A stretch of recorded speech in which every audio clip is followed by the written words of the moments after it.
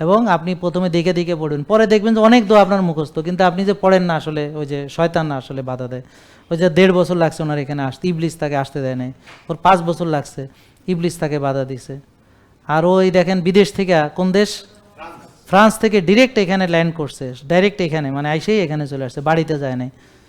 বাড়িতে মনে হয় বউটাও নাই, তাহলে মানে বউর কাছে না যে এখানে আসে, তাহলে দেখেন আমাকেও কত বেশি ভালোবাসে।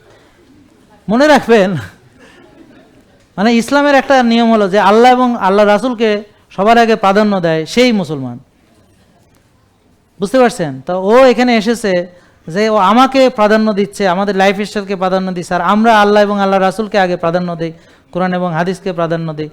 তার মানে বুঝতে পারছেন, তাহলে ও সবার আগে তার সুস্থতা, স্বাস্থ্য জানে যে এই স্বাস্থ্য ভালো না থাকলে পরে বউ নাও থাকতে পারে, বলা যায় না। মানে বউ ভালো রাখতে হলে স্বাস্থ্য ভালো রাখতে হবে,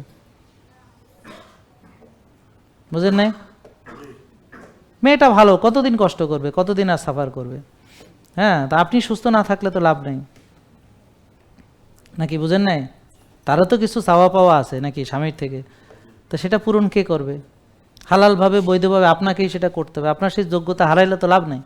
সেই যোগ্যতা ধরে রাখার জন্য সুস্থতা লাগবে, শক্তি লাগবে, এনার্জি লাগবে, স্ট্রেংথ লাগবে, ভালো টেস্টোস্টেরন লাগবে, ভালো ভিটামিন ডি লাগবে। ভিটামিন ডি কত লাগবে? 90 থেকে 100।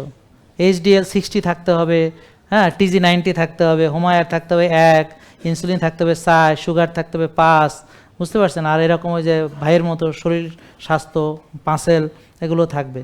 দেখতেও সুন্দর লাগবে আর কাজে কামেও ভালো। আর কিছু আছে দেখতে মাকাল ফল, ভিতরে কিছু নাই, ওইটা হলে সমস্যা। তার মানে সে বাইরে ভিতরে দুই দিকে ভালো থাকতে হলে তাকে ভিতরের যে রেজাল্ট, তার যে মেটাবলিক পিকচার, তার যে শক্তি, এনার্জি, স্ট্রেংথ, মাসেল, এভরিথিং, এবং তার চলাফেরায় সুন্দর ব্যালেন্স থাকতে হবে।